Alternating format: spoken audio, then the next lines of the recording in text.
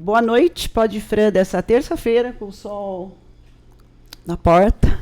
Estou aqui com o coreógrafo, ator, diretor, bailarino, precursor do Le Parkour no Brasil, Diogo Granato, num momento histórico da minha vida, porque uma personalidade dessa, da arte, eu realmente, né, tenho que dar uma aprumada.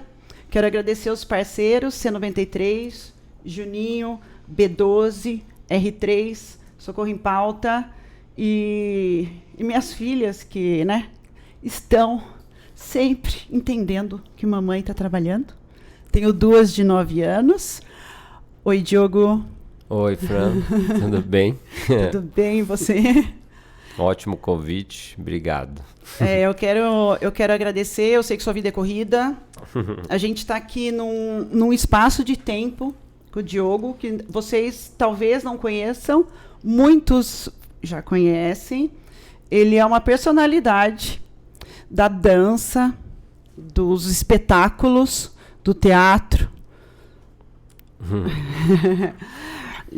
Diogo, eu estava admirando, você falou do seu pai. Como que é nascer numa família já nessa veia artística? Porque a gente está falando com pessoas que mal viram quadros, assim, muitas vezes, sabe? E você é cheio da arte desde sempre.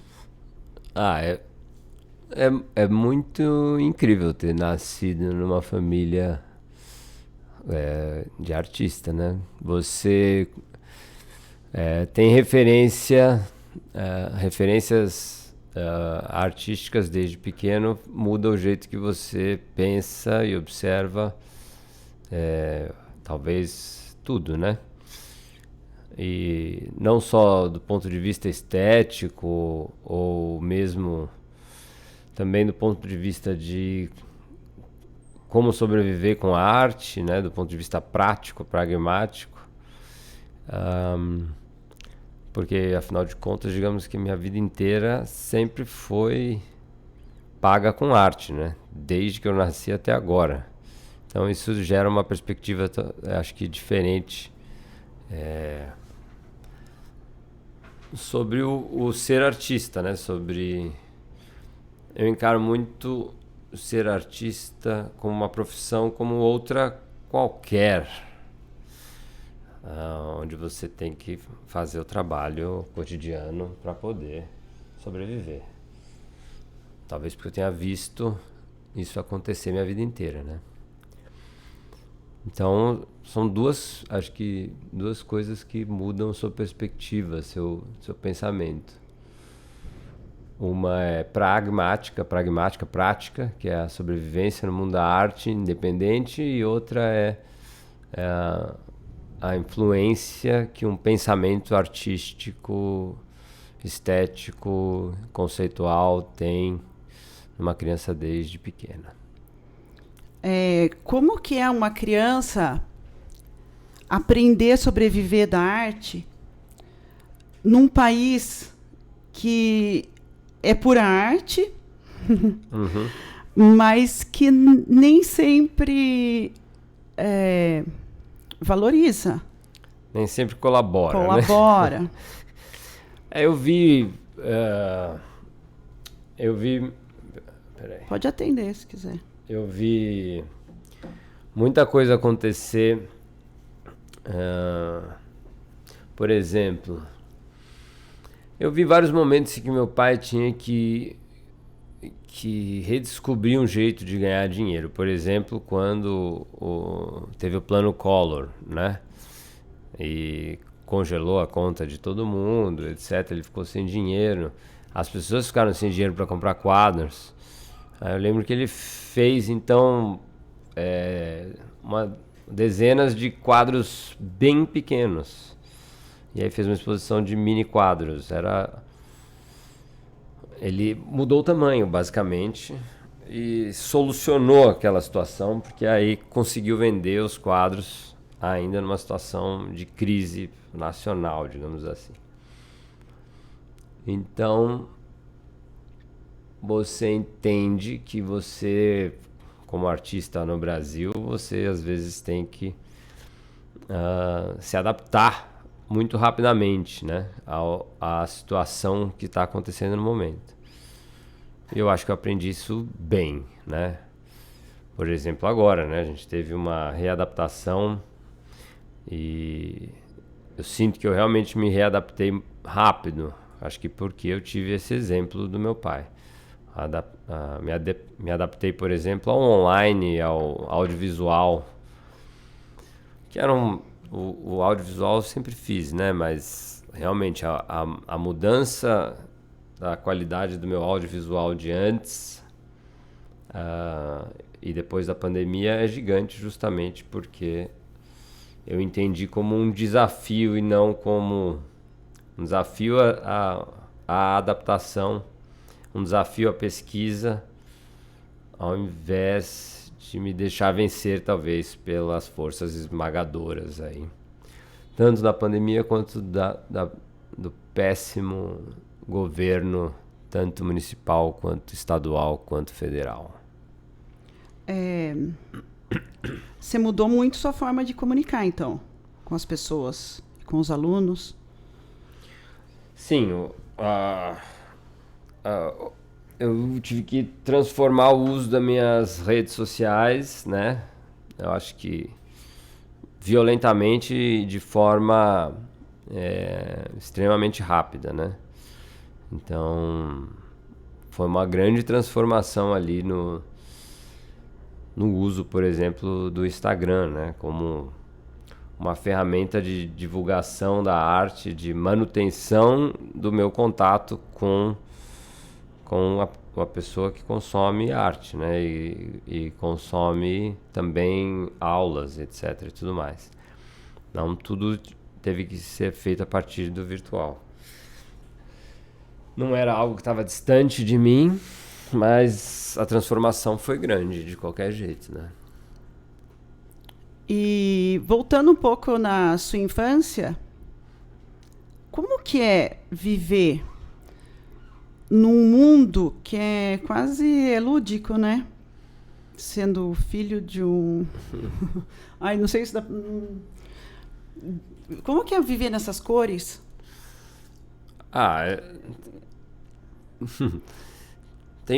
Como eu falei, tem muita coisa envolvida, né? Primeiro, um senso estético que vem muito cedo. Você palpitava? Eu acho que eu palpitava. Eu lembro especificamente de um quadro que ele fez, que ele me desenhou, né? Tomando um Yakult. Você tem? Você não tem? Ele ficava aqui em casa, agora ele tá no acervo do meu pai. A gente criou um acervo depois que ele morreu.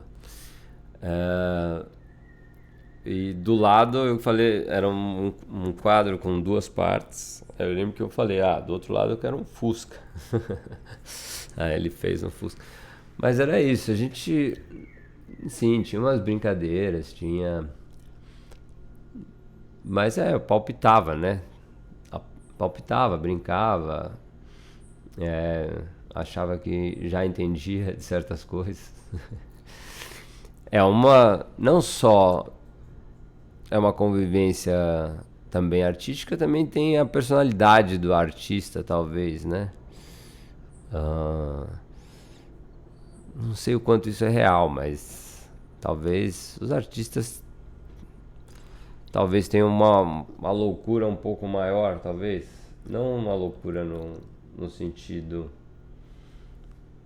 de serem esquisitos, etc. Talvez seja o que a gente veja como loucura, seja mais próximo de uma liberdade para aproveitar certas coisas, inclusive momentos. Não sei. Pensar fora da casinha, né?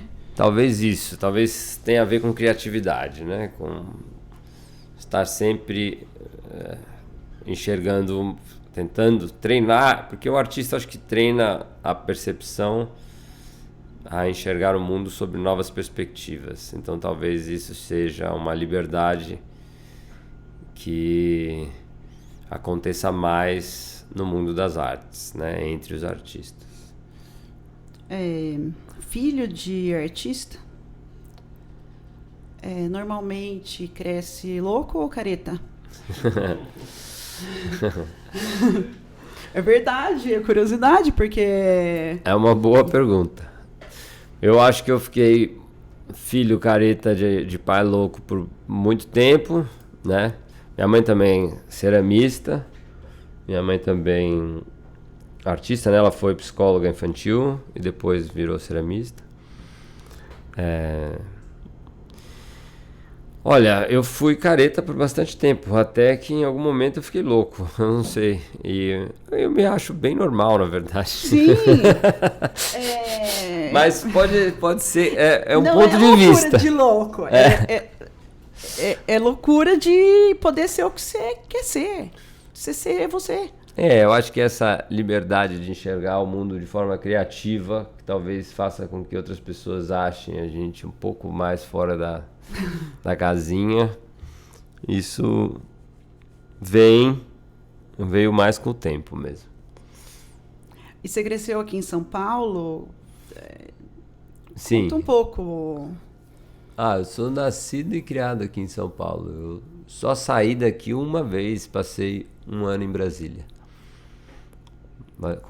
numa companhia de dança lá. E quando que a dança entrou na sua vida? Porque o Diogo é ator, são várias artes que movem essa pessoa. Então eu vou tentar falar um pouco de tudo para vocês entenderem o que você pode ser na sua vida. Eu comecei com 11 anos 12 eu entrei, eu tava fazendo todos os esportes do clube, eu tava num clube que tinha uma escolinha de esportes. Então você pagava uma taxa e você podia fazer todos os esportes. Isso era bem mais barato do que pagar os esportes individualmente. Só que o que aconteceu foi que eu fazia todos em vez de fazer os que poucos, né? Escolher alguns, eu fazia todos.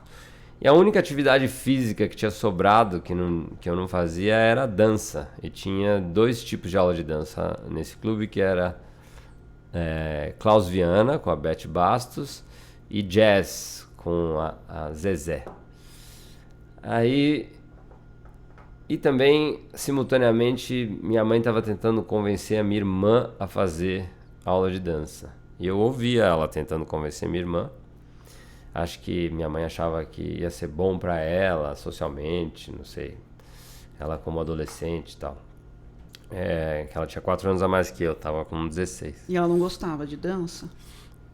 Ela não se interessou realmente. Acho que ela chegou a fazer uma outra aula, assim, mas ela não tinha um interesse real. E numa dessas tentativas da minha mãe convencer minha irmã, eu falei, eu quero fazer. Aí eu fui fazer. Jazz? Nunca mais parei. Fiz jazz e fiz Klaus Viana. Aí passei acho que um ano fazendo e tinha apresentação de final de ano do jazz e do Klaus Viana. A aula do Klaus Viana com a Beth e a apresentação eu amei. O jazz eu gostava, me divertia, mas na hora da apresentação, um dos atores que faziam umas ceninhas entre as apresentações das crianças não pôde fazer a cena. Aí me pediram para eu fazer essa. Eu nunca tinha feito teatro.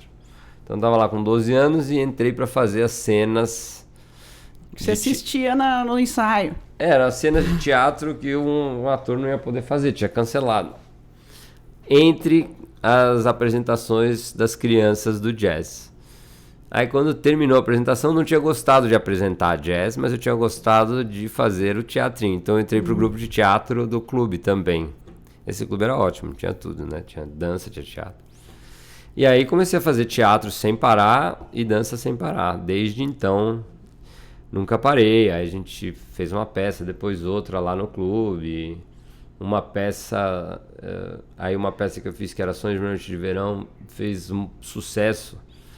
Inclusive para fora do clube, o que era engraçado, porque geralmente peça de clube não faz sucesso. Essa peça, inclusive... Foi lá quando eu tinha, sei lá, 16, 17. E aí acabei indo, por causa dessa peça, pro Antunes Filho, com 17 anos.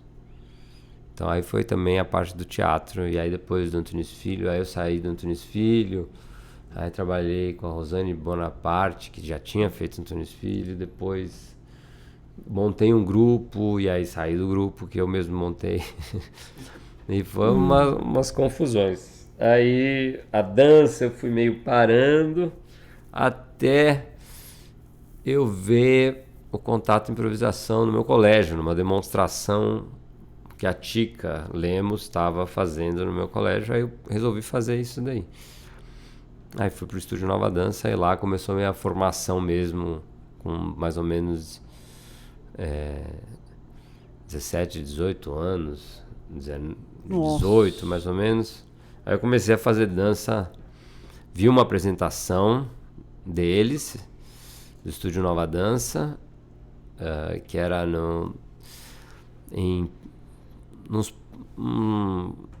tinham vários postos de gasolina que iam virar o Sesc Pinheiros. Aí O Diogo fundou o Sesc Pinheiro. era umas apresentações mesmo. Esse eu fui assistir. Aí eu vi o Estúdio Nova Dança, vi outras, eu já tinha visto antes, né, mas tava revendo a Denise Stoklos. E quem mais que tava? E aí, com isso, fui pro Estúdio Nova Dança e resolvi me matricular em todas as aulas, porque eu descobri que eu queria fazer aquilo, que era meio dança, teatro e improvisação.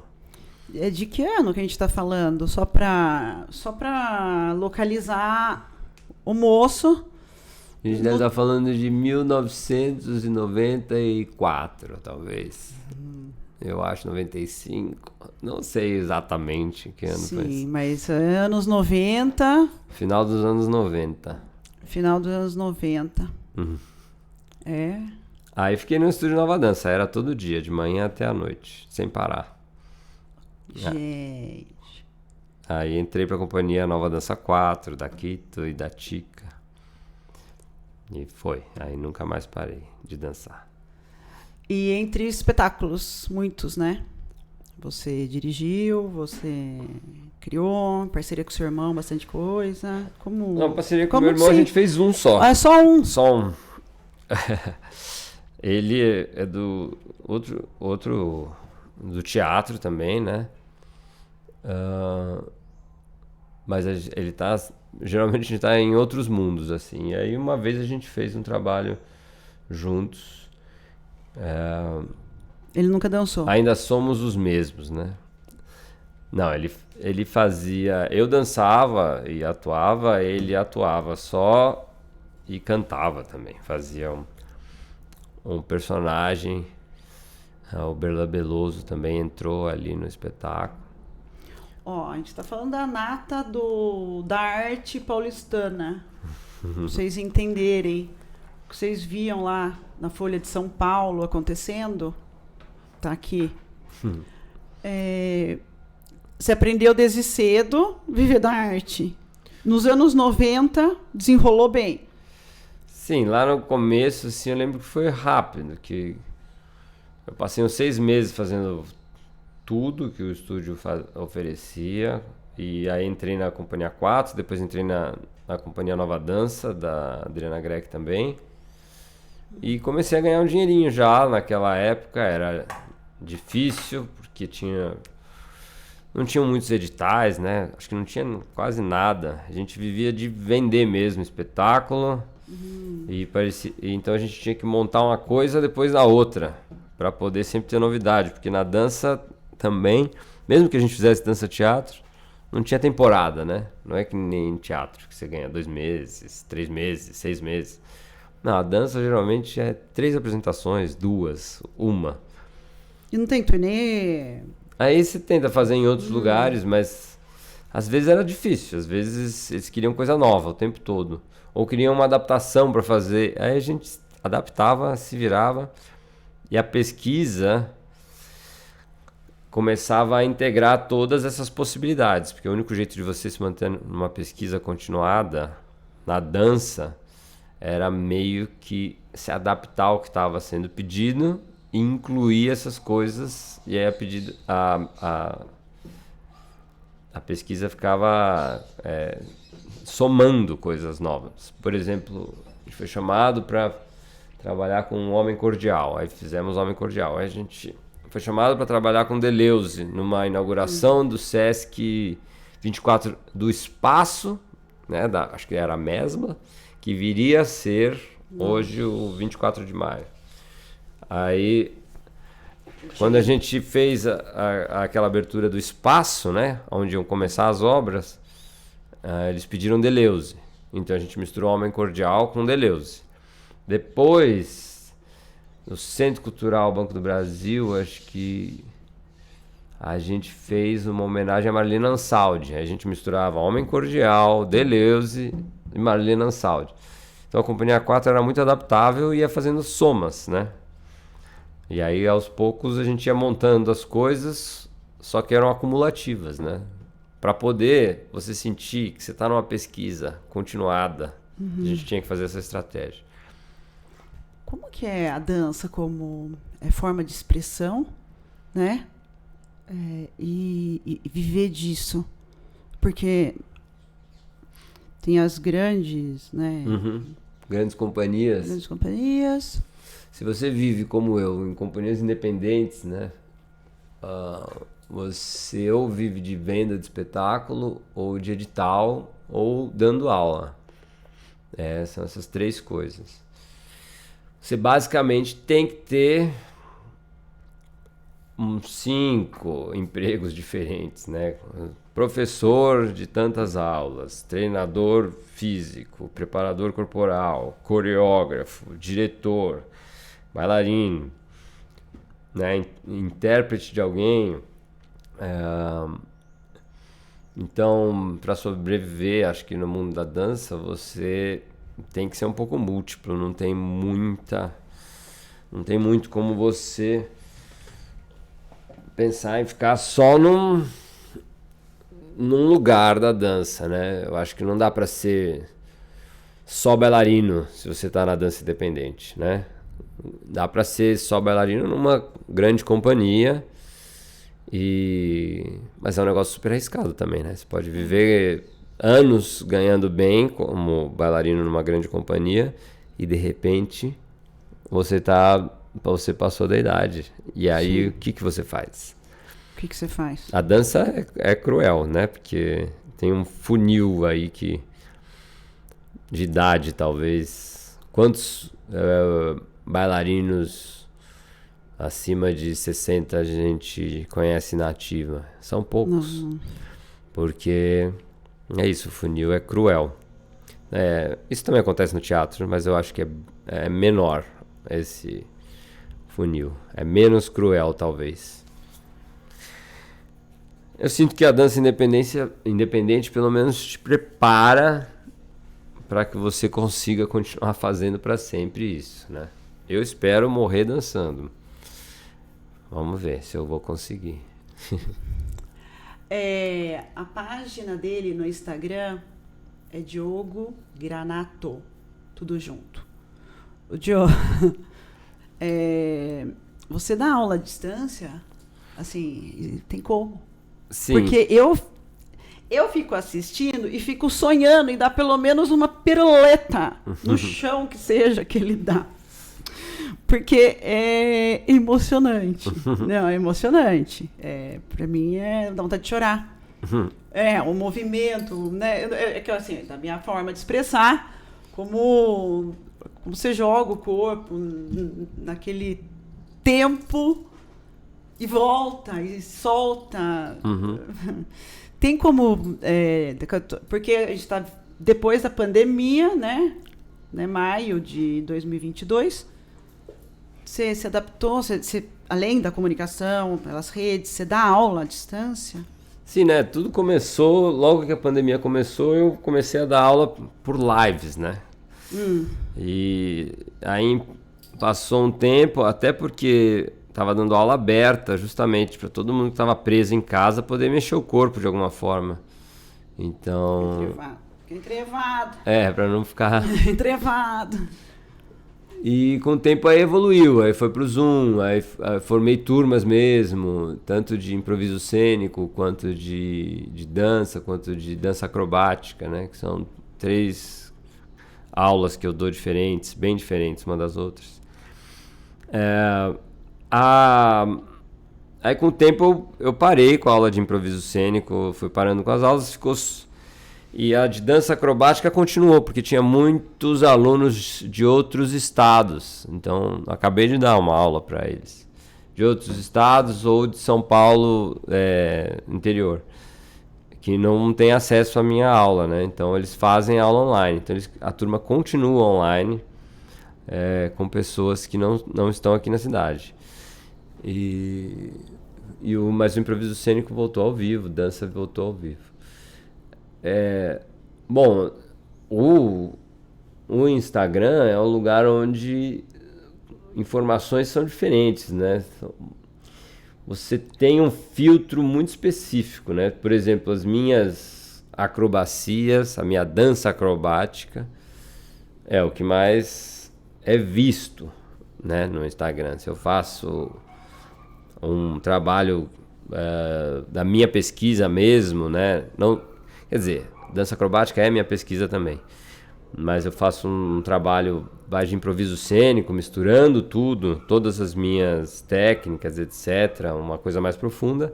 Geralmente tem uma visualização bem menor do que eu só fazendo algumas acrobacias, né?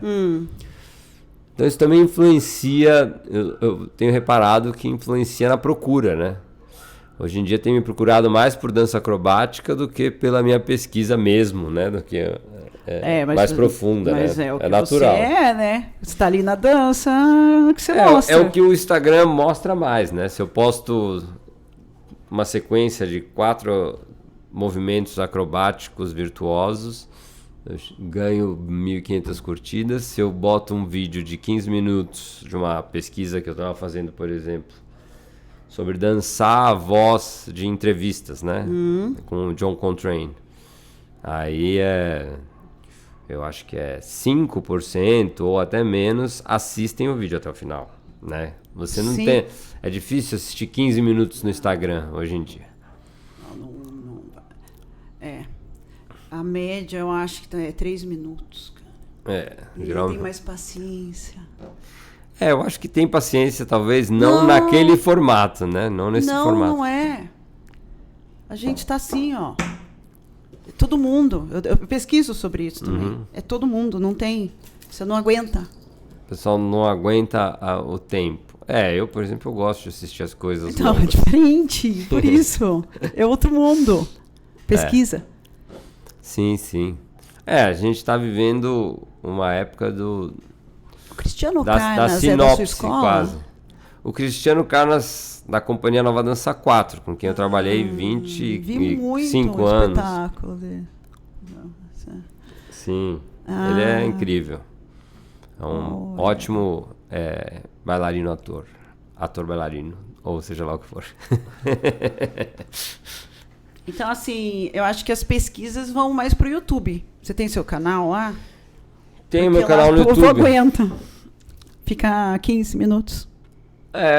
Não, mas o Instagram tem dado o mesmo resultado. O YouTube também não é Mais rápido o mundo. Como que Porque você assistir mudou pra esse dança. mundo, cara? Como é que eu mudei? É. Eu não mudei, eu simplesmente Não, adaptou. adaptei para poder, de alguma forma, comunicar. Ao mesmo tempo, o Instagram, como eu falei, ele vai dar mais valor ali para coisas rápidas, acrobáticas, etc. Mas sim, há espaço e as pessoas assistem. E eu consegui muito trabalho, quer dizer, vários trabalhos, né? Durante a pandemia, etc. aconteceram por causa do Instagram. Pessoas que me conheceram através do Instagram, aí me convidam para dar oficina, para trabalhar o corpo de uma peça, ou não sei o quê. Você dá oficina? Sim, da oficina. Então tá, deixa eu só. Eu quero pedir ao secretário de Cultura, seu Fernando. Oi? O microfone, perdão, eu esqueço. Eu quero pedir para o seu secretário de Cultura, aliás, a gente vai conversar dia 24 de maio. Eu quero pedir para o vice-prefeito e para o prefeito uma oficina do Diogo, tá? Porque daí a gente pode aproveitar. E quanto tempo dura? Eu estou pedindo, aí eu vou marcar o secretário ou o vice-prefeito, porque a minha cidade, eu sou do interior, a gente precisa da dança. Ah, é. Como que funciona? Dura 3 dias? Dura um mês? Que as oficinas? Sim, porque a de gente todos já está direto. os tipos possíveis. Desde uma oficina de 2 horas até uma oficina de uma semana. Isso aí vai de acordo com... A Carol é uma bailarina clássica, ela tem uma escola de dança. Carol, leva o Diogo para Socorro, porque daí eu vou fazer aula. Só não pode sexta-noite, falar de jazz sexta-feira à noite. Você já quer dizer o horário até para você poder ir. Sexta-feira à noite. Não, é que eu quero frequentar as aulas, só que eu não consigo, porque eu tenho filho, eu rezo, tenho várias coisas. Sexta não, muda o dia. Você incentiva a sua filha, ou ela já é uma dançarina? Não, ela não é uma dançarina, ela Você tá olhando... O horário. É o horário. Tem que dar comida pra ela daqui a pouco. Que horas a gente tem que terminar? Já. Não, mas fala pra gente... A gente pode dar uma pausa e eu esquento a comida dela. Bom, tá bom. Óbvio que eu incentivo ela a fazer o que ela quiser. No momento, ela tem 10 anos, então ela tá descobrindo. Eu acho que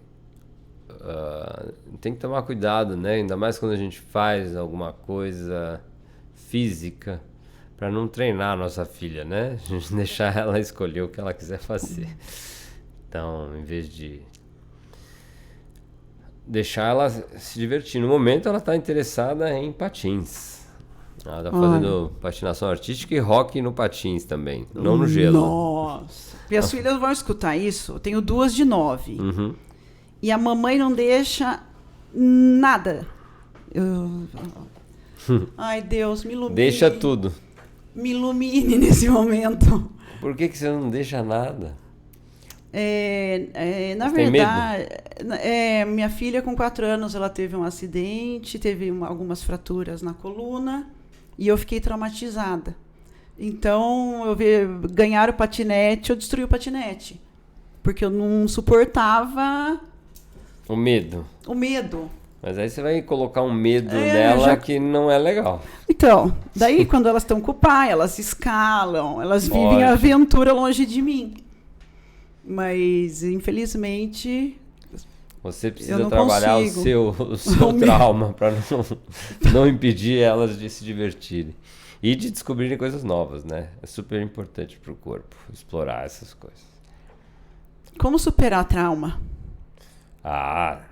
Não sei se eu tenho gabarito para falar sobre superação de trauma.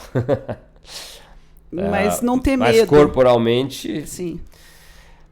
Eu acho que trabalhar a autoconsciência, tentar entender de onde veio, mexer no corpo especificamente em algo que te relembre isso, é a mesma coisa como falar sobre, né? Você tem que falar sobre... Você pode, inclusive, falar sobre mesmo ou falar sobre com o corpo. Sobre seu trauma pode ajudar bastante. Mexer o corpo pensando nisso. Nossa, mamãe vai ajudar vocês. Primeiro eu tenho que me ajudar. O Diogo. O Juninho tá querendo saber das suas peças. Bom, o que, assim, as peças... Os nomes. O que você quer saber, Juninho? Quero saber da obra dele aí. A obra dele. Se for colocar tipo uma obra... Se ele for falar de toda a obra, nós vamos ficar mais 2 horas aqui. É longo o negócio. Mas acho legal. Mas é legal? Você quer saber? O Juninho quer saber. Bom, eu fiz parte, né? Acabei de sair da Companhia Nova Dança 4, mas eu fiz parte acho que por 25 anos, não sei. Então, 25 anos, algumas centenas de vida. De coisas aí aconteceram. muitos espetáculos. Na Companhia 4 a gente, como eu falei lá, eu dei aquele caminho que a gente fez, né? Com aquelas experimentações que viravam, né? Experimentação inevitável, série antropofágica, a gente fez parcerias com Steve Paxton, Lisa Nelson, Nancy Stark Smith, que são grandes improvisadores, né, considerados no mundo. E acho que aí depois a gente fez uma trilogia, que era uma trilogia que começava com Hitchcock, depois Jacques Tati e Nelson Rodrigues, né? Cada espetáculo inspirado em um. Todos totalmente improvisados, com certas estruturas dramatúrgicas. Sempre teve uma pesquisa dramatúrgica compositiva forte de improvisação dança teatro na Companhia Nova Dança 4.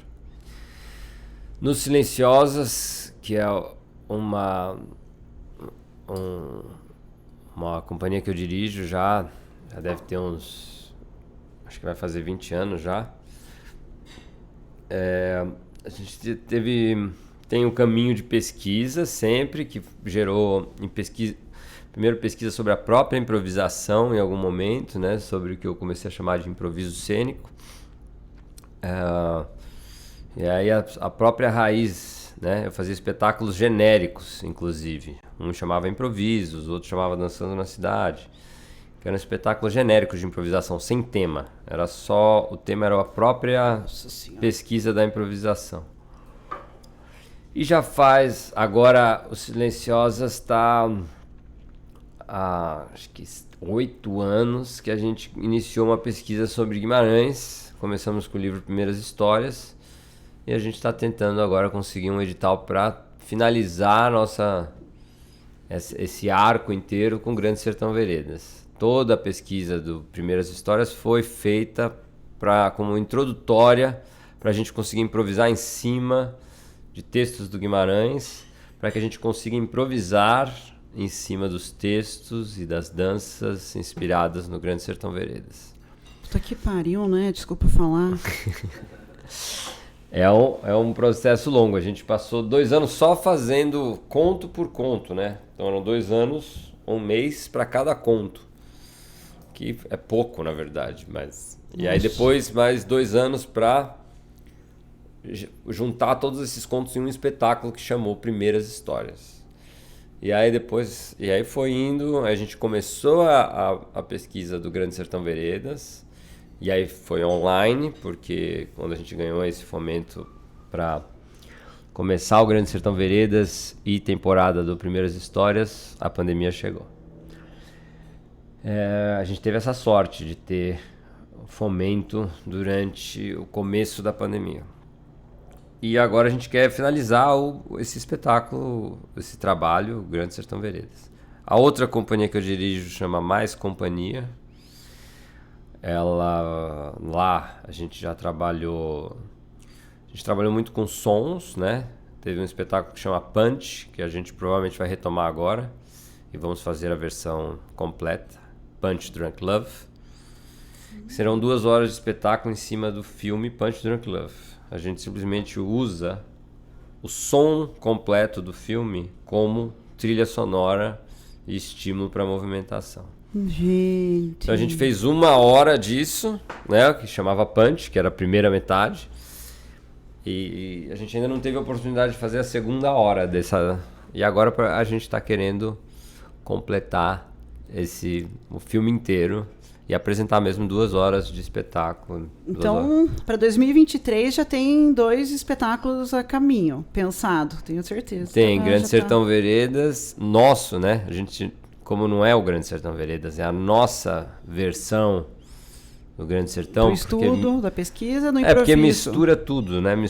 A gente mistura junto com a história, que foi o que a gente fez nas Primeiras Histórias. A gente mistura a nossa história pessoal, a história da plateia. Então a plateia às vezes conta a história sobre o que ela acha do quadro que a gente expõe, porque tinha quadros, né? A gente expõe um quadro, conversa com a plateia, às vezes ela conta uma história sobre ela, e a gente mistura a história dela com a nossa história, com a história do livro, e aí vai. Gente...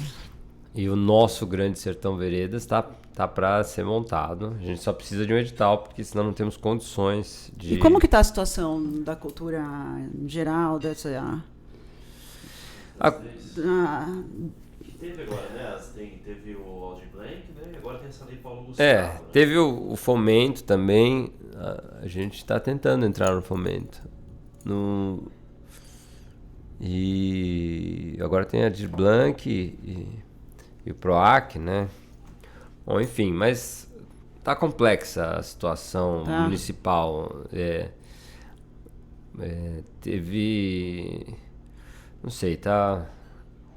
Eu sinto que há uma tentativa de compensar uma falta da administração municipal no pensamento identitário, por exemplo, através da cultura, e às vezes isso está gerando um pouco de uma fiscalização identitária ao invés de um estímulo e um pensamento real de integração, inclusão e etc.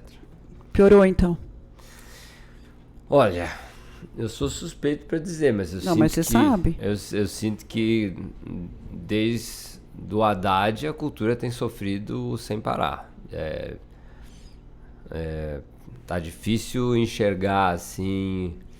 Parece às vezes que o PSDB tenta ali ajudar a cultura, mas sempre puxando alguns tapetes ali logo, quase que simultaneamente, e acaba que não anda para mim. Do meu ponto de vista, tá difícil. O fomento à dança, antes dessa gestão Dória Covas Nunes, você podia, por exemplo, pesquisar 2 anos.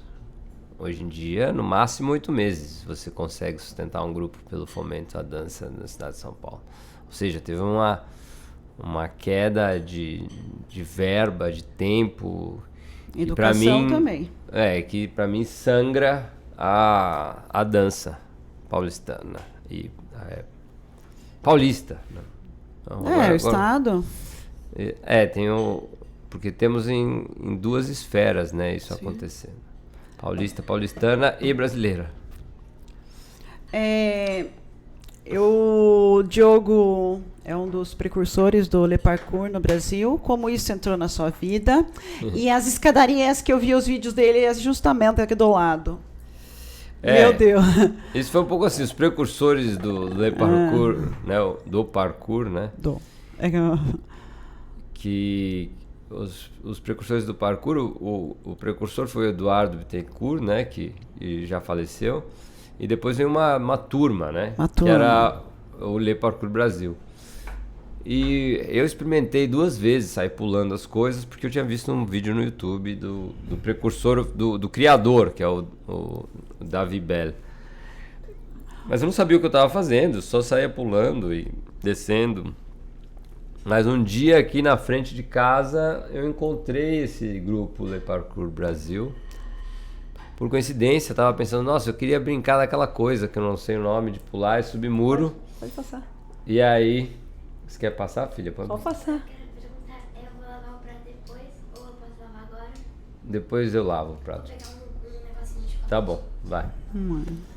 Aí, quando eu encontrei com eles aqui, eu tava pensando que eu queria fazer isso, de repente eu encontro um monte de gente chegando aqui na frente da minha casa e começando a pular o muro. Então foi uma coincidência absurda que eles escolheram aquele muro naquele dia. Mas você atrai, não atrai? Não sei, pareceu que sim. Atrai, cara. E aí eu me juntei a eles e fiz parte do Parkour Brasil, que foi o primeiro grupo, foi precursor no Brasil inteiro. Então eu fiz parte, sim, do movimento precursor do Parkour no Brasil. Mas realmente eu era um mais maluco deles ali, porque eu tava sempre querendo misturar com dança, né? Alguns achavam eu muito estranho. Quando você é estranho faz parte da sua vida, né? Exato. Porque para fazer isso você tem que ser meio corajoso, né? Pelo menos.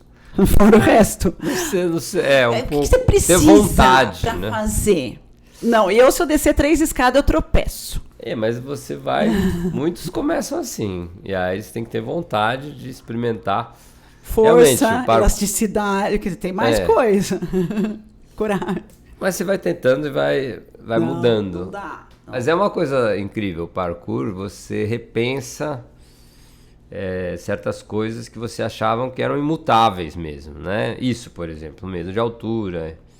E quando você se vê nessas quebras de paradigmas, né? Você se vê em cima do muro e vai ficando cada vez mais tranquilo com um beiral de um prédio, etc.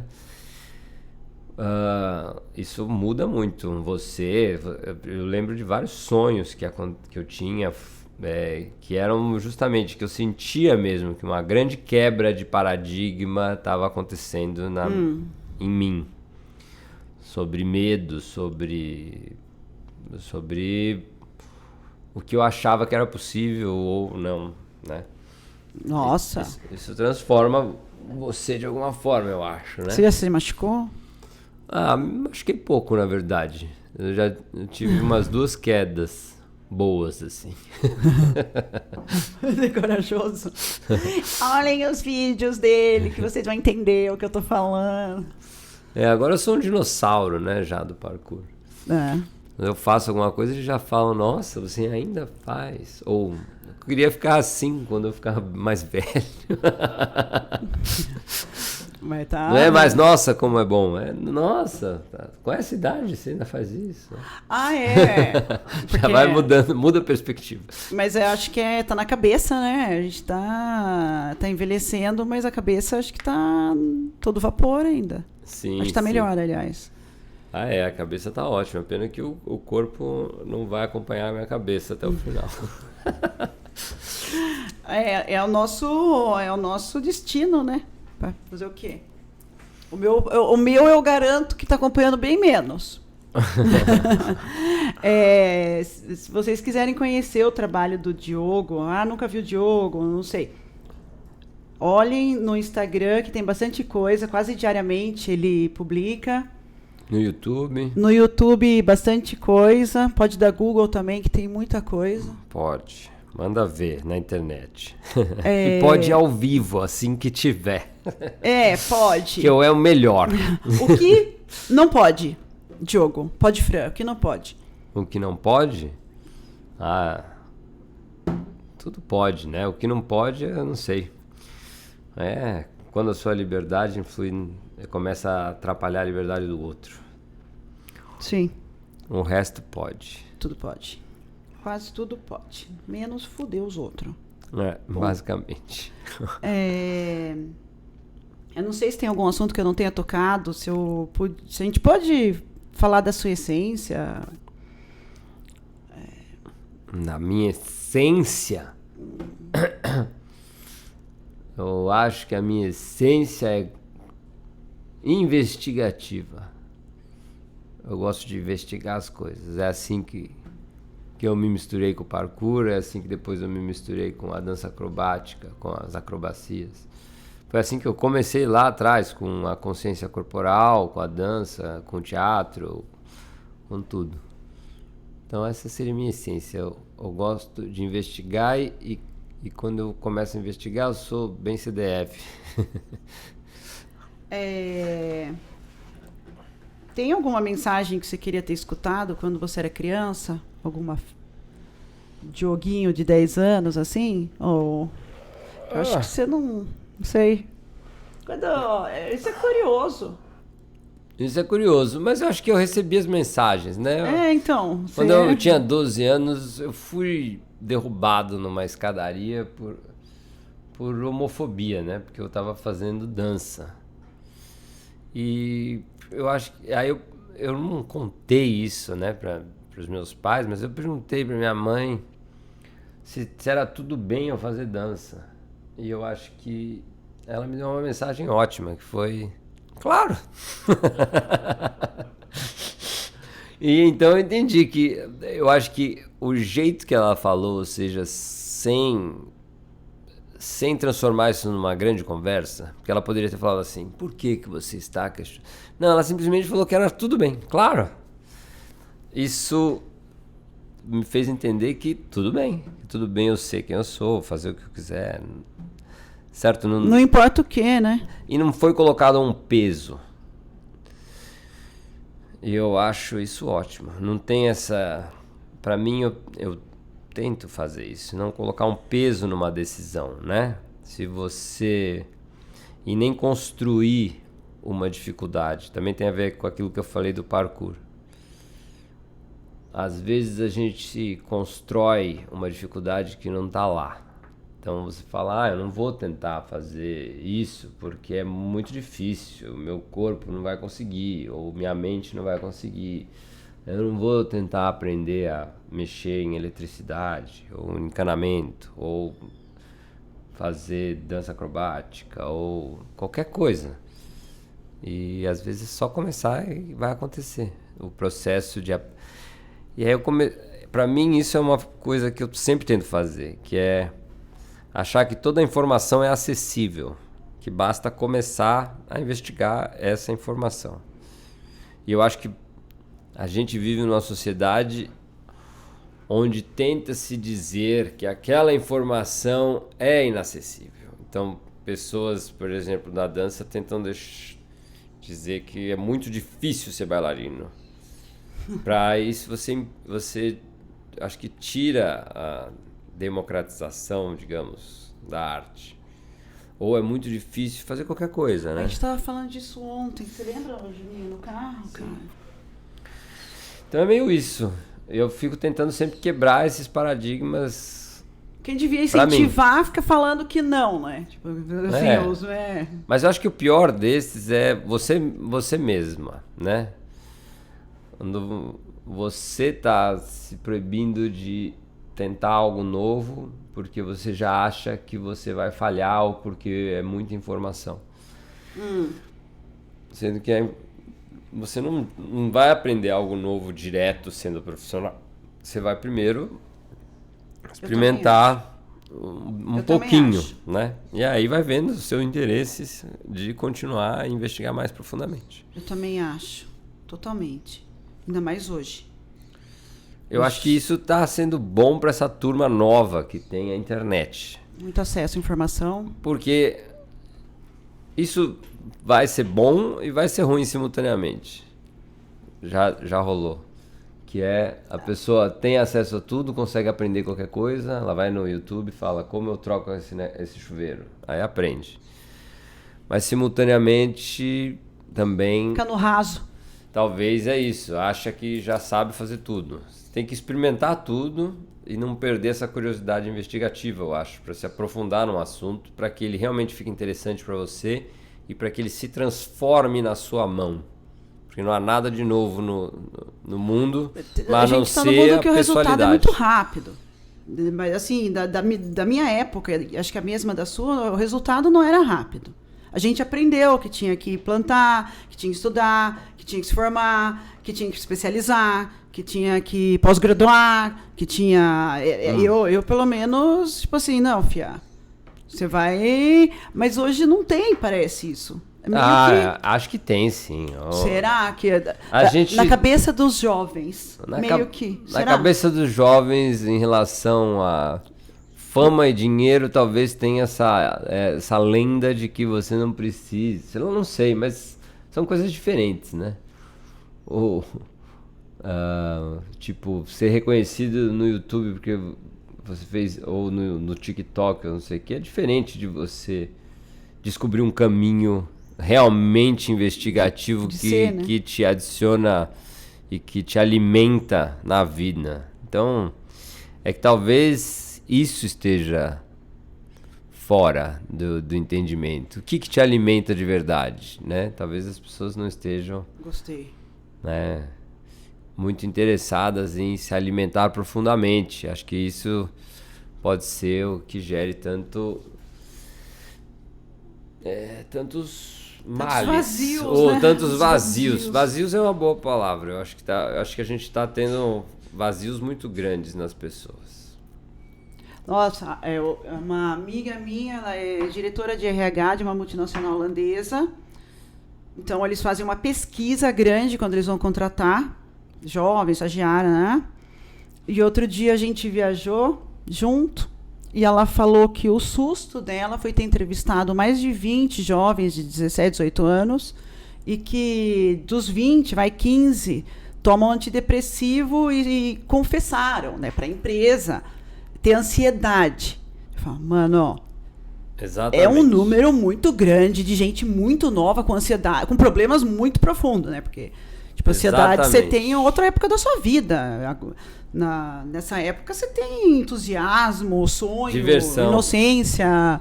Você tem Imagina. tudo menos isso, né? A ansiedade tá com outras coisas. Então, a gente estava conversando disso, ela falou, Francine, o número é feio. E isso tem a ver com essa conversa que a gente está tendo agora sobre o raso, vai. Sim, é isso. Tem que... Acho que as pessoas... Posso fazer uma última pergunta? Tentando preencher um vazio com algo que é vazio. Esse é o problema. É vazio. Não se iluda. É vazio. Posso fazer uma última pergunta? Pode. A gente está com o horário contado. Eu quero fazer uma última pergunta. Por que fora Bolsonaro? Porque fora Bolsonaro, É. achei que era extremamente óbvio desde antes de tudo. Não, pra mim Sempre não. Pra foi. mim, sim. Pra quem tá Eles- vendo. Ele sempre foi É. abertamente racista, homofóbico, a favor de tortura, obviamente abertamente corrupto, abertamente tudo de péssimo. Ele sempre foi terrível e ele entregou exatamente o que ele prometeu. Fez um governo absolutamente sinistro, genocida, horrível. A gente está num período muito ruim brasileiro. E ele é isso, colocou de volta o Brasil no mapa da fome. A corrupção deve estar explodindo em todos os lugares dessa cadeia de comando aí. Enfim, miliciano, é um horror. É o pior possibilidade que a gente podia ter tido. Só para pensar.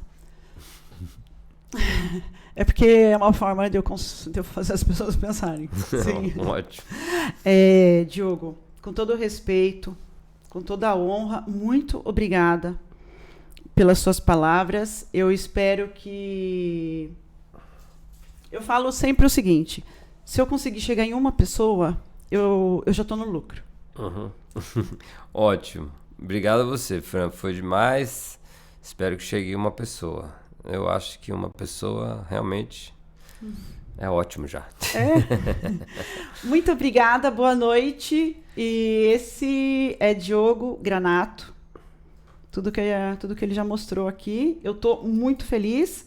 E obrigada, Juninho Correia, que nesse momento não estará pertinho da Tata. Valeu, Juninho.